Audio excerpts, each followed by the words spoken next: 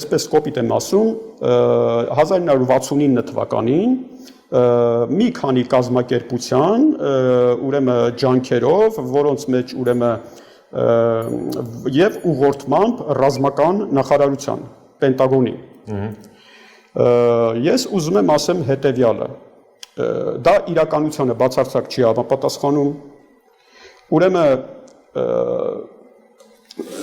ինտերնետ տեխնոլոգիաները եւ այն տեխնոլոգիաները թվային, որոնք կան, դրանք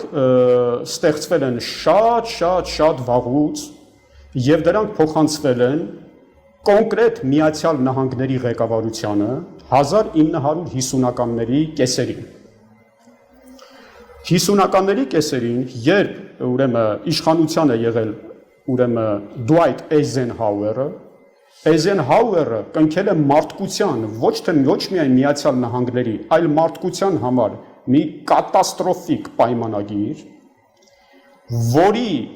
վտանգավորության չափով պայմանագիր եւ համաձայնություն աշխարհի պատմության մեջ, ես չգիտեմ, կարող է գուցե եղել է 1-2-ը նաեւ։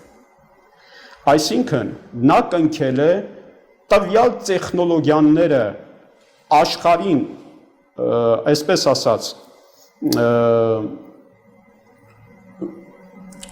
աշխարհին հարկադրելու, մատուցվել է այդ տեխնոլոգիաները պատրաստի վիճակում Միացյալ Նահանգների կառավարությանը եւ մատուցվել է ցավոք սրտի ոչ երկրային գիտնականների կողմից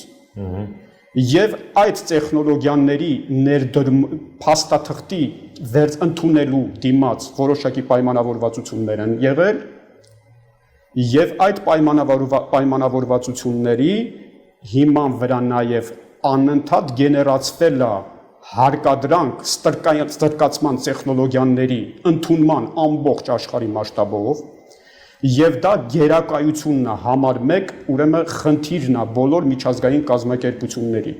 Եթե հիմա պետությունը ուզում է պարտք վերցնի, իրան որպես պայման առջևը դնում են, որ դու պետք է դնես թվային այս տեխնոլոգիաները, այս գործիքը, այն գործիքը։ Եթե չի դնում, չի համաձայնում դա անել, ուրեմն ինքը չի ստանում այս կամ այն չափով արտոնյալ պարտք, այնպիսի տարբեր տիպի պարտքեր կան եւ այլն։ Դա համաշխարհային բանկի, արժույթի միջազգային հիմնադրամի, Եվրոպական միության, այն Եվրոպական միությունը, որ 5.6 միլիարդ Հայաստանին ուզում էր տա, որ պետքա տա տարբեր փուլերով, մի մասը արտոնյալ վարկ, մի մասը ուրեմն նվիրատվություն, այսպես ասած, այդ ամեն ինչը Global Deep State-ի, այսպես ասած, գերակամիջոցները ընդունելու արդյունքում է տարվելու այդ ամեն ինչը։